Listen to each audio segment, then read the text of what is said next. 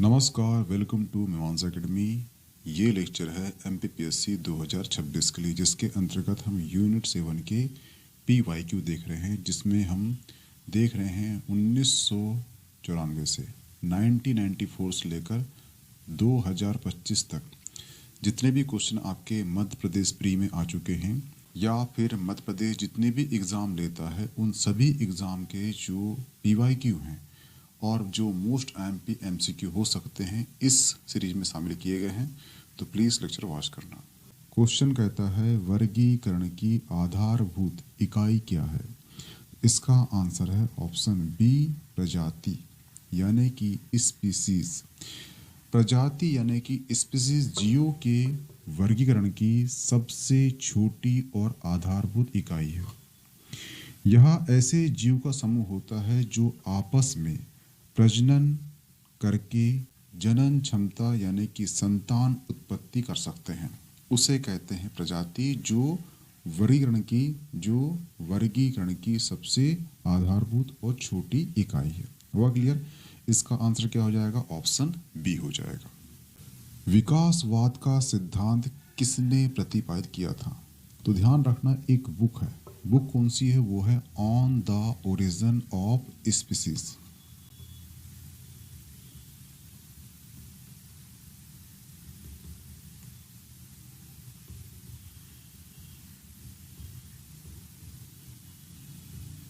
ठीक है, ये बुक किसकी है? तो ये बुक है चार्ल्स डार्विन की।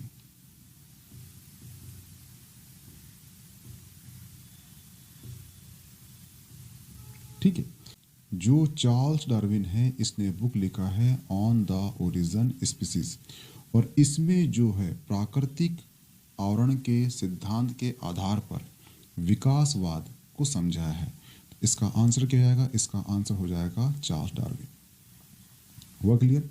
प्राकृतिक आवास का कहने का मतलब ये है कि जिसको जिस प्रकृति के हिसाब से आवास मिला है, उस प्रकृति में उसे जैसा संघर्ष करना पड़ रहा है उसका विकास वैसे होगा।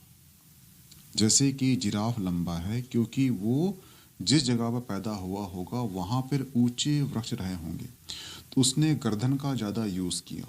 जब गर्दन का ज़्यादा यूज़ किया तो उसकी गर्दन बाकी जो जीव जंतु है उससे लंबी हो गई। जैसे मनुष्य जो है उसकी पहले पूँछ थी, लेकिन मनुष्य ने पूँछ का उपयोग करना बंद कर दिया क्योंकि वो 4 टांगों से 2 पैरों पे आ गया। तो बैलेंसिंग के लिए पूँछ का उपयोग कम होने लगा। जब कम होने लगा तो मनुष्य की पूँछ स्वतः ही गल गई, यह खत्म हो गई। तो जैसा आपका प्रकृति होती है उसका आवास होता है, वैसे ही आपकी ग्रोथ होती है, वैसे ही आपका विकास होता है। ये समझाया था किसने? डार्विन ने। कौन सी बुक में? Of the origin species. हुआ क्लियर? ये ध्यान रखना। ये क्वेश्चन आपका मध्य प्रदेश प्री 2010 में आ चुका है। डार्विन द्वारा प्रस्तुत की गई प्राकृतिक वर्णवाद निम्न में से किस पर आधारित है? तो पहला ऑप्शन दिया है ओवर प्रोडक्शन। तो ध्यान रखना, जीवों में संतान उत्पत्ति की अत्यधिक क्षमता होती है। दूसरा है struggle for existence and variation. इसका मतलब क्या है? इसका मतलब ये है कि सीमित संसाधनों के कारण जीवों में जीवन संघर्ष होता है और जीवों में विभिन्नता होती है। यानी कि संसाधन सीमित है तो संसाधन का यूज़ करने के लिए जो जीव हैं उनके बीच में संघर्ष होगा। संघर्ष होगा तो क्या होगा? उनके बीच में विभिन्नता अधिक होगी। ये बता रहा है struggle for existence and variation. जैसे कि मत्स्य एक न्याय होता है जिसमें समुद्र में छोटी मछली बड़ी मछली को खा जाती है। ठीक है, ये हमने सिद्धांत पढ़ा है चाणक्य की इसमें। तो उसी प्रकार से जहाँ संघर्ष होगा, जो शक्तिशाली होगा, जो संघर्ष करेगा वो अंत में बचा रहेगा। ठीक है, और इसी कारण से जीवों के बीच में क्या हुआ? विभिन्नता पैदा हो गई। थर्ड है सर्वाइवल ऑफ द फिटेस्ट। इसका मतलब क्या है? इसका मतलब है कि संघर्ष में केवल वे जीव जीवित रहते हैं जिनमें अनुकूलता विभिन्नताएं होती है। इसका मतलब यह है कि जो जीव संघर्ष करेगा वो जीव जीवित बचेगा। इसका मतलब ये है। ठीक है, तो जो डार्विन का प्रस्तुत किया गया है प्राकृतिक वर्णवाद का आधार क्या है, तो ये भी है, ये भी है, ये भी है, और इसका आंसर क्या आएगा, ऑप्शन डी, उपरोक्त में से सभी। हुआ क्लियर? हुआ क्लियर? ये ध्यान रखना। डायनासोर का काल आज से कितने वर्ष पहले का है? ठीक है, तो ध्यान रखना जो डायनासोर का काल है आज से लगभग 6 करोड़ से लेकर 23 करोड़ वर्ष यानी कि मेसोजोइक युग का है। विकल्प में यहाँ पर कहीं पर भी मेसोजोइक युग नहीं लिखा है, लेकिन अगर हम आंकड़ों के मुताबिक जाएं तो इसका आंसर होना चाहिए क्या, वो होना चाहिए ऑप्शन ए, 5 करोड़ वर्ष पूर्व। इसका चयन उपयुक्त क्यों होगा, क्योंकि डायनासोर लगभग 6.5 करोड़ वर्ष पहले विलुप्त हो गया था। यह समय महान विलुप्ति घटना का समय का प्रतीक है, इसलिए इसका आंसर क्या होना चाहिए, वो होना चाहिए ऑप्शन ए, 5 करोड़ वर्ष पूर्व। प्रथम कोशिकी दिखाई दिए, इसका आंसर क्या होगा, इसका आंसर हो जाएगा ऑप्शन सी, पेलियोजोइक कल्प। अब ये क्या है, ठीक है, तो पृथ्वी पर प्रथम कोशिकी जीव जो है वो है मछली के रूप में दिखाई दिया। पेलियोजोइक कल्प यानी कि आज से लगभग 54.1 करोड़ से लेकर 25 करोड़ वर्ष के पूर्व आर्डोविशियन काल में दिखाई दिए गए थे। और ये ध्यान रखना कि इस काल को प्राचीन जीवन का युग भी कहा जाता है, जिसमें जीवन का महास्फोट हुआ था। अगर आपने मेरा हिस्ट्री का लेक्चर सुना होगा तो उसमें पहला ही लेक्चर में बताया मैंने कि महास्फोट क्या होता है, यानी प्रलय। मैंने बताया था कि वेदस्व मनु को मछली मिली थी, मछली यानी कि यही मछली जो एक कोशिकी है, ठीक है, यही मछली मिली थी और मछली को उसने लाया घर में, परंतु वो जैसे ही डाले टब में उसका आकार उससे बड़ा हो जाए इस प्रकार से उसने डाल दिया नदी में। नदी के अकॉर्डिंग भी वो मछली बड़ी हो गई। तब जो है वेदस्व मनु जो है उस मछली को बोले कि आप साधारण मछली नहीं हो, आप कोई विशेष मछली हो, इसे मैं रखने में सक्षम नहीं हूँ, ठीक है। तब भगवान विष्णु वहाँ से प्रकट हुए, उन्होंने बोले कि 7 दिन बाद प्रलय आएगा और आप इस नाव में बैठ जाना। और उस नाव को बांध दिया था किससे, विष्णु ने हिमालय पर्वत से। और जैसे ही प्रलय आया उस नाव में वेदस्व मनु बैठ गए, और जब प्रलय आया तो पृथ्वी नष्ट हो चुकी थी। जब पृथ्वी नष्ट हुई तो जो पानी था वो बाद में हटा, जब पानी हटा तो जो नाव है वो हिमालय से बंधी हुई थी, इसलिए वो नाव कहाँ आके टिक गई, वो तिब्बत में आके टिक गई। और जब तिब्बत में आके टिक गई तो वहाँ पर ईश्वर ने वेदस्व मनु को ज्ञान दिया था श्रुति रूप में, यानी कि बोलकर। और वही बाद में ज्ञान जो है 4 वेद में लिखा गया है, इसलिए वेदों को श्रुति संहिता भी कहा जाता है कि वो जो ज्ञान है एक्चुअली श्रुति रूप में मिला है, इसलिए बाद में लिखा गया है, ठीक है। तो जो विष्णु का प्रथम अवतार क्या है, तो वो है मत्स्य अवतार। तो ये कहानी और ये कहानी दो लिंक होती है। ध्यान रखना कि क्वेश्चन कभी आपको आएगा कि विष्णु का प्रथम अवतार क्या है, तो वो है मछली का अवतार, जिसे मत्स्य अवतार कहते हैं। प्रथम एक कोशी दिखाई दिया गया था पेलियोजोइक युग में, और इसी काल को कहते हैं प्राचीन जीवन का युग, क्योंकि इसी काल में क्या हुआ था, महाविस्फोट हुआ था। और एक क्वेश्चन यूपीएससी में आया था, क्वेश्चन आया था कि पृथ्वी का कितने बार विनाश हो चुका है, तो 6 बार हो चुका है।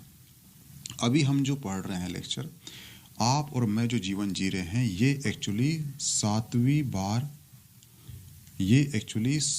बार जन्म हुआ है पृथ्वी का, उसमें जीवन जी रहे हैं।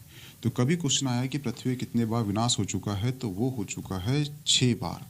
और कभी ये क्वेश्चन आएगा कि पृथ्वी वर्तमान में कौन से मनवंतर में चल रही है, तो वो है 7वें मनवंतर में। एक्चुअली जो ब्रह्मा जी है उसका एक दिन होता है कल्प, ठीक है, और कल्प जो है याला, ये 14 मनवंतर से मिलकर बना है। जब 14 मनवंतर खत्म होंगे तो एक दिन खत्म हो जाएगा किसका, ब्रह्मा जी का, इसे कहते हैं कल्प, ठीक है। और ये जो मनवंतर है 7वां, इसमें जो है 4 युग हैं, एक है द्वापर, त्रेता, सतयुग और एक कलयुग।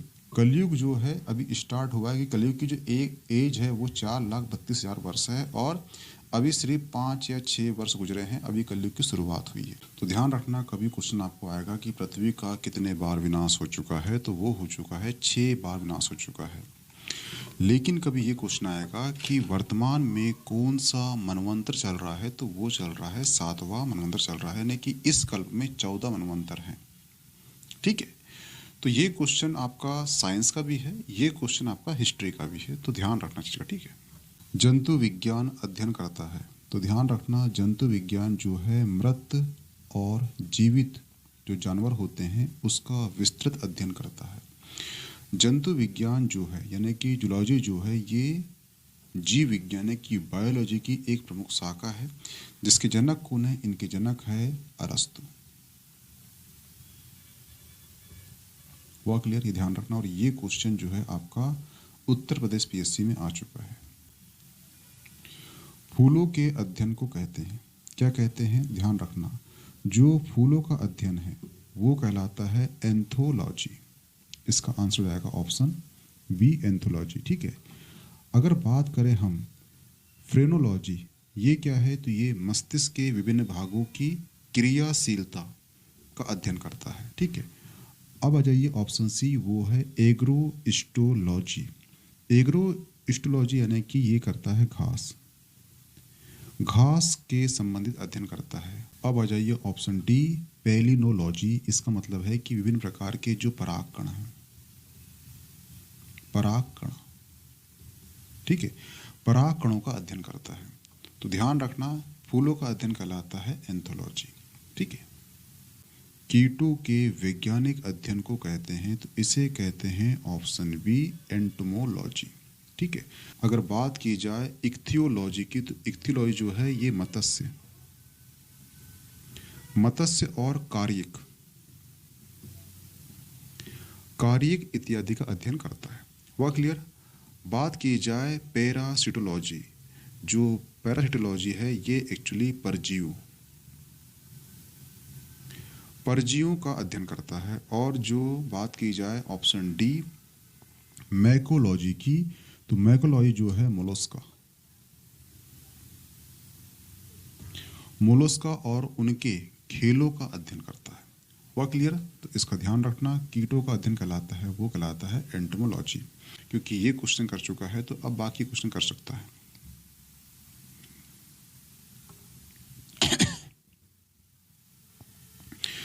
निम्नलिखित में से कौन सा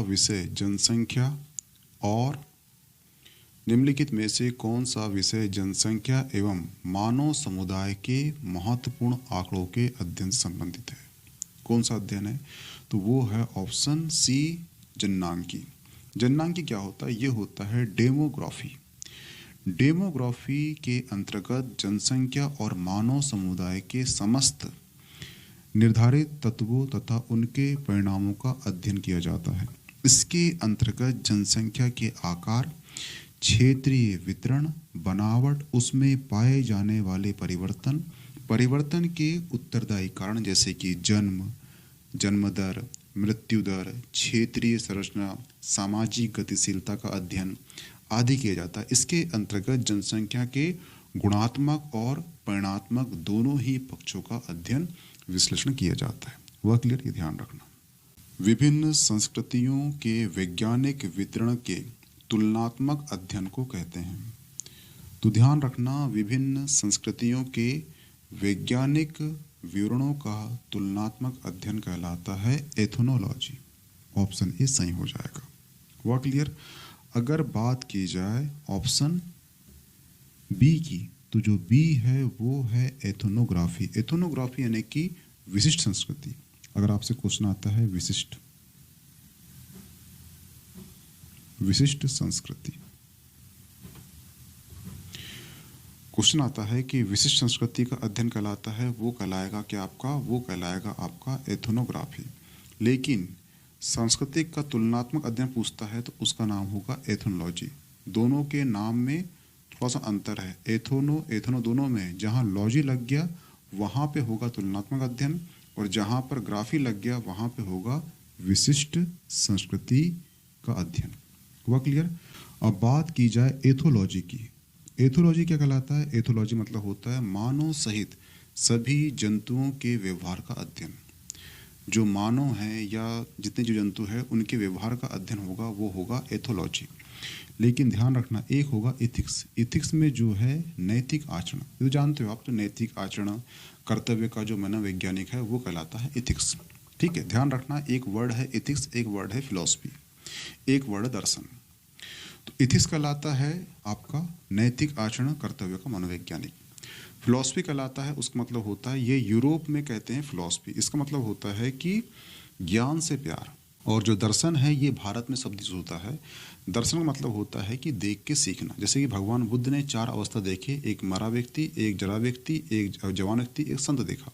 ठीक है, चारों अवस्था को देखा, उन्हें दर्शन दिया कि संसार दुखों से भरा हुआ है। हुआ क्लियर? संसार परिवर्तनशील है, संसार क्षणभंगुर है। ठीक है, तो ये तीनों शब्दों का अलग अर्थ होता है। ध्यान रखना जो एथिक्स है ये क्या होता है? नैतिक आचरण कर्तव्य का मनोवैज्ञानिक। तो आपको चारों जो ऑप्शन समझ में आ चुके होंगे। ये क्वेश्चन जो है आरपीएससी में कर चुका है 1994 में। रेशम कीट पालन को कहते हैं, तो ध्यान रखना रेशम कीट पालन कहलाता है ऑप्शन सी सेरीकल्चर। अगर बात की जाए आपका एपी कल्चर की, तो एपी कल्चर यानी होता है मधुमक्खी पालन। मधुमक्खी पालन, ठीक है। ये ध्यान रखना कि एक बार 1973 में, कब? 1973 में एक वैज्ञानिक हुआ है, उसका नाम हुआ है 1973 में एक वैज्ञानिक हुआ है, उसका नाम हुआ है कार्ल वान फ्रिस।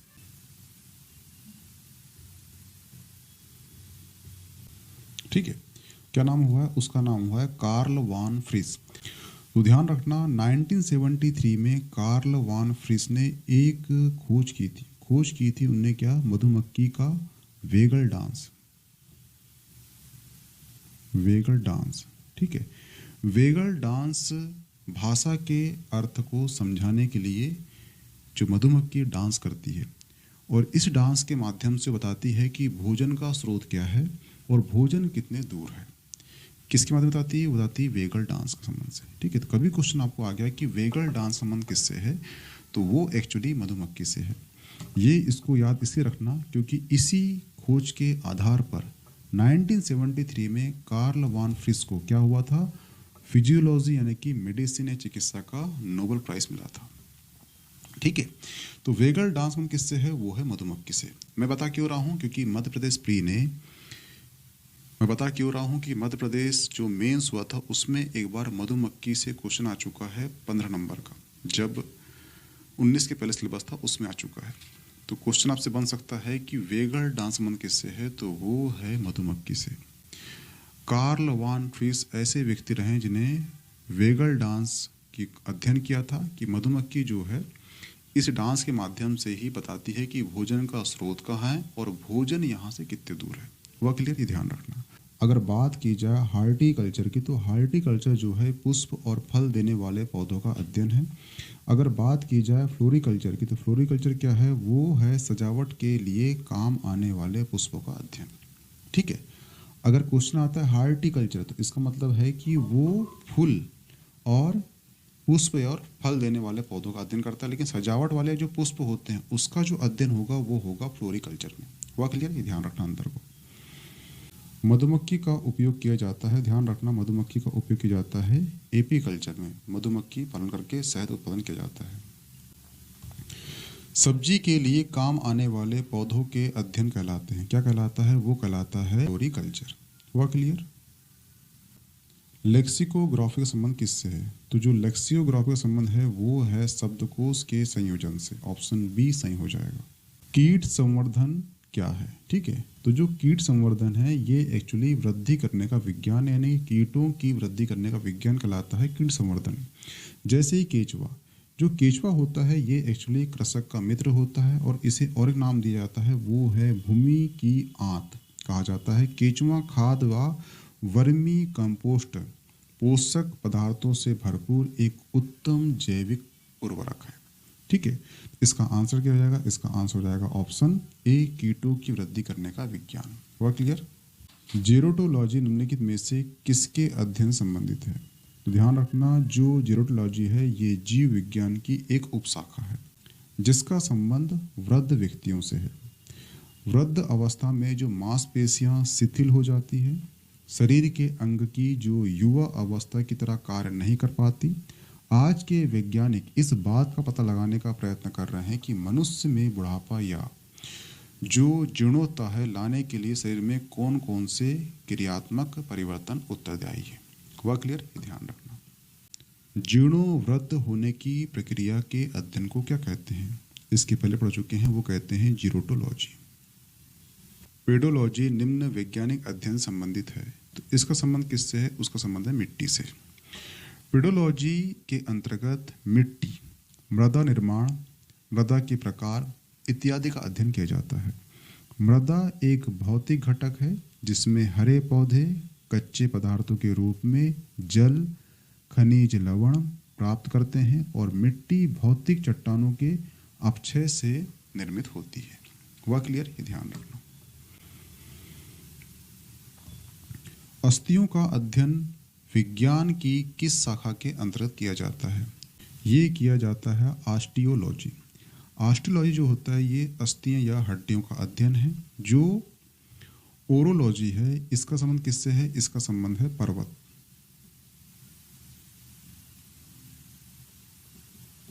ठीक है, जो पर्वतों का अध्ययन है वो होता है ओरोलॉजी। जो सूरोलॉजी है इसका संबंध होता है रुधिर से, रुधिर सीरम। सीरम का जो वैज्ञानिक अध्ययन कहलाता है वो कहलाता है सूरोलॉजी।